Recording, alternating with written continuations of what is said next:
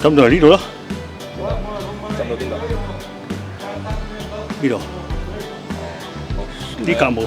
嗰日有冇做一啲防水措施啊？嗰日呢度冇得防嘅，冇得防啊，都係浸啊。你喺個渠上嘅。係浸到邊個位置啊？應該好似出邊我哋嗰度一格到啫嘛，一格到即一格嘅，有冇浸上嚟啊？唔怕浸上嚟，唔怕浸好上嚟彩好彩咯，我叫做好彩。呢度有冇好浸啊？而家睇緊啦個 cam，就嚟去到尾，我哋就冇電咧，佢就咩㗎啦，冇電就錄唔到啊！而家睇翻回顧啫。呢個雪櫃都裝咗水，呢度都裝咗水，嗱地都爛埋喎，你睇埋。嗱呢個就啱啱嘅跟近期嘅嗱，呢度同呢度啊，我因為咁，我驚行一行記得仆親啊。今次咧咁華加沙嘅影響咧，咁啊我哋成個澳門啦，算係一個安全咁樣度過咗今次嘅一個風災啦。事前啦，咁我哋見到無論係政府啦、社團啦同埋居民咧，對於今次嘅一個風災嚟講咧，都做足咗準備。咁都係歸功於咧，咁我哋一個民防嘅一個機制啦。咁喺颱風嚟臨之前咧，咁我哋政府啦同埋我哋社團啦同埋坊會咧，都會落到區內咧，提醒啲商戶咧去做咗準備，將一啲物件咧係提升一啲該有嘅高度。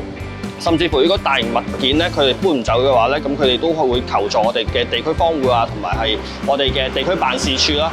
咁我哋都接到好多宗一啲咁嘅求助。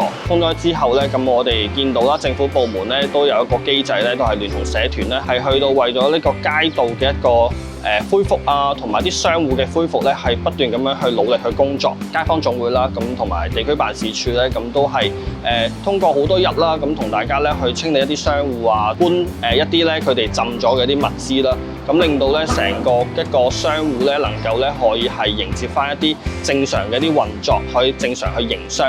今次咧咁我哋華加沙呢個影響咧，咁就對於一啲內港嘅一啲10月初5街啊，甚至盧石塘啊，甚至我哋下環街咧都有一個過腰嘅一個去到腰嘅一個1.5米嘅一個水浸嘅情況。咁希望咧，咁就最希望政府咧可以有一個長遠根治一種風暴潮加天文潮嘅一個疊加嘅一個水浸嘅效應。佢哋建議係會唔會係一個築堤嘅方案啦？